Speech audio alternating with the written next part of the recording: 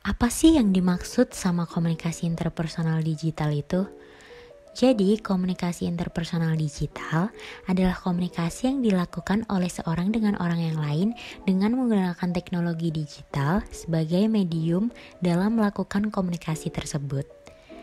Komunikasi interpersonal digital adalah komunikasi yang menggunakan medium berupa perangkat digital dalam proses untuk melakukan interaksi sosial.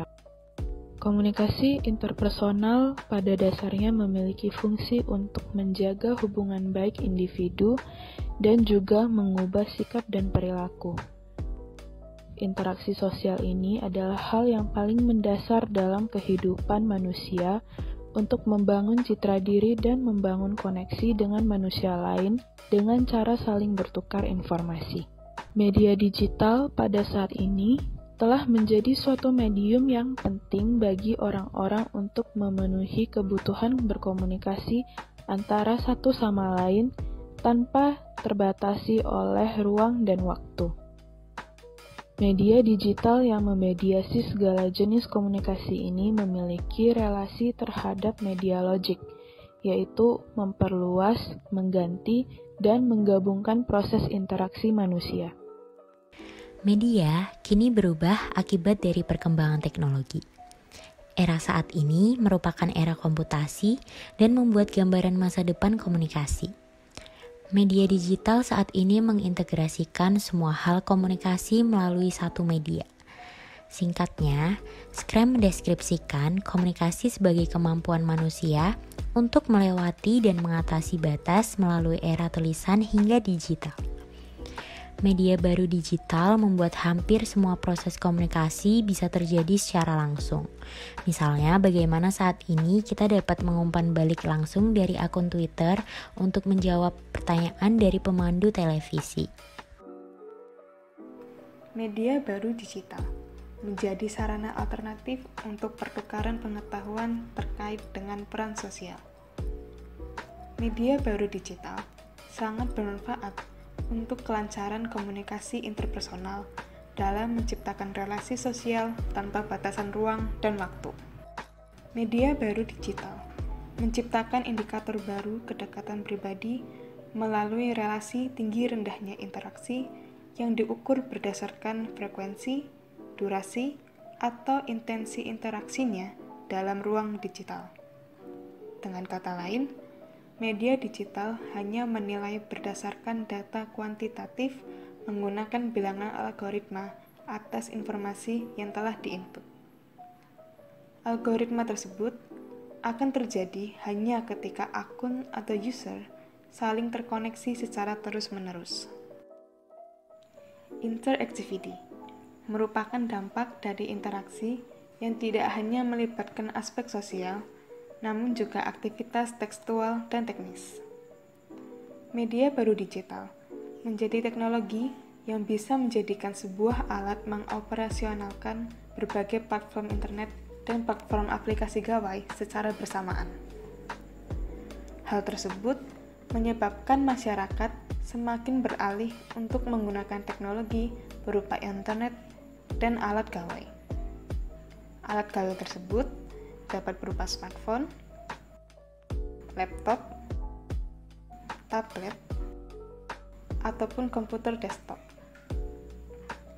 Survei dari Hootsuite dan We Are Social pada tahun 2019 bulan Januari menyatakan bahwa 56% dari populasi di Indonesia telah menggunakan internet dengan mayoritas penggunaan untuk beraktivitas di media sosial.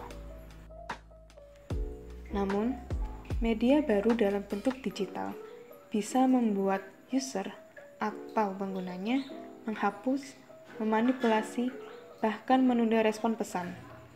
Hal tersebut menyebabkan banyak pengguna yang mengalami berbagai kasus penipuan ataupun kasus kriminalisasi melalui media sosial berbasis internet. Karena mudahnya dalam mengakses platform media digital, sehingga komunikasi interpersonal yang dilakukan melalui media digital juga mudah untuk dilakukan. Namun sayangnya, Terdapat beberapa oknum yang tidak memanfaatkan media digital untuk melakukan komunikasi interpersonal tersebut dengan baik. Terdapat kasus yang ditemui dengan tidak memanfaatkan media digital pada platform WhatsApp dengan baik. Dikutip dari kompas.com, jajaran Satuan Reserse Narkoba Polres Demak, Jawa Tengah menangkap 6 pelaku penyalahgunaan narkoba jenis sabu. Masing-masing pelaku berperan sebagai pengedar, pemakai, dan perantara. Salah satu tersangka mengaku mendapatkan narkoba tersebut dari kawan yang masih mendekam di Lapas Nusa Kambangan, Napi LP Nusa Kambangan, yang berinisial W alias Gering, yang dikenal sebagai bandar sabu.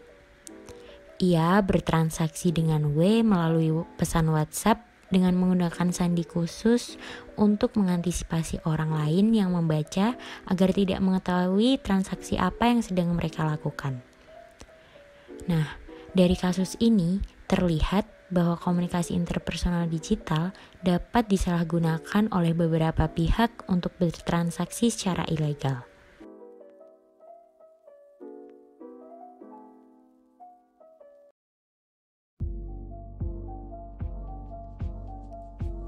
Kita akan memasuki segmen debat. Sebelumnya perkenalkan, nama saya Giovanni Zelin selaku moderator dalam debat kali ini. Digital seperti saat ini, banyak media sosial yang digunakan. Contohnya adalah Line dan WhatsApp. Pada debat kali ini, kita akan membagi para peserta atas 2 kubu, yaitu kubu Line dan kubu WhatsApp. Mulai debat, saya persilahkan bagi para peserta untuk memperkenalkan diri masing-masing. Silahkan peserta. Halo, aku Nindya Pintanika, NPM 6547 dari kubu Line. Halo, aku Yohana Baptista Fentianti dari kubu aplikasi WhatsApp. Pertanyaan pertama adalah bagaimana sejarah dan asal-usul masing-masing aplikasi. Silahkan pendukung Line dan WhatsApp untuk menjawab.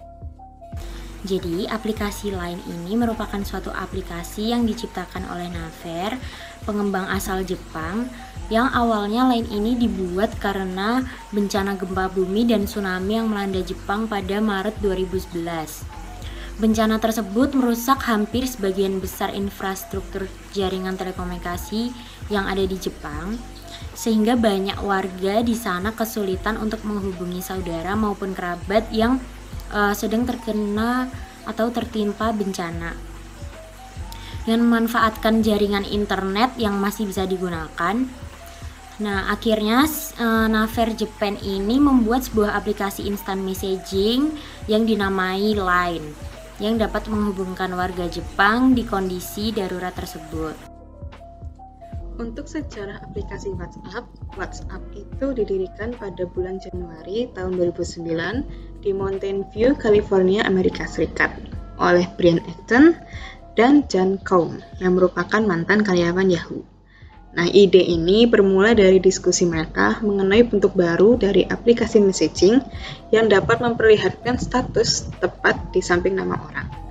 Nah, WhatsApp ini juga menjadi salah satu aplikasi yang pertama kali menggunakan fasilitas notification yang memungkinkan orang diberi peringatan ketika mereka tidak menggunakan aplikasi tersebut. Nah, WhatsApp ini pertama kali diluncurkan tuh hanya untuk Apple atau yang berbasis iOS. Lalu mereka masuk ke platform Android pada tahun 2010, tepatnya pada bulan Agustus. Pertanyaan kedua adalah, masing-masing dari aplikasi ini digemari karena adanya fitur yang diunggulkan. Silahkan untuk disebutkan apakah saja itu. Kalau fitur-fitur yang terdapat di WhatsApp itu ada banyak. Tapi yang diunggulkan itu mengirim pesan dan pesan suara atau voice note. Lalu juga ada panggilan suara dan video secara gratis. Juga ada membagikan foto, video, dokumen, dan juga lokasi. Lalu WhatsApp juga memberikan fitur enkripsi end-to-end yang menyimpan pesan dan panggilan dengan aman. Lalu ada pembagian status WhatsApp yang memungkinkan orang untuk berbagi informasi mengenai aktivitas yang baru saja mereka lakukan. Nah, selain itu yang paling menarik itu ada pilihan-pilihan stiker emoji, GIF atau graphics interchange format, dan stiker yang dapat di custom sendiri secara gratis. Nah, yang baru-baru ini terjadi, WhatsApp memperbaharui fitur video call yang dapat diakses hingga 8 orang sekaligus. Jadi selain bisa untuk berkirim pesan, gambar, video, dan audio serta foto dan konferensi video secara gratis, Line ini memiliki banyak fitur menarik lainnya seperti timeline, Line Team, Line Stickers, Line Games, dan Line Official Account. Di mana keempat fitur itu menjadi keunggulan Line dibandingkan instant messaging lainnya. Nah, pastinya keunggulan-keunggulan itu bisa ngebuat komunikasi interpersonal ini makin mudah buat dilakuin kan. Bisa main game bareng, bisa berbalas stiker, ada timnya juga, jadi nggak bosan. Gitu.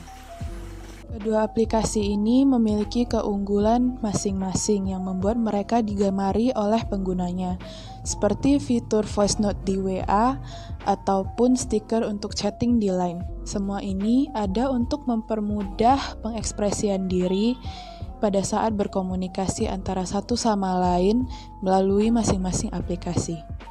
Dalam hal komunikasi interpersonal digital, kedua aplikasi ini memenuhi kriteria komunikasi interpersonal digital, yaitu berkomunikasi dengan menggunakan perangkat digital sebagai medium penyampaian pesan. Oke, jadi sekian video dari kita. Semoga apa yang sudah kita bahas dalam video ini dapat bermanfaat bagi kalian semua. Thank you for watching. Bye.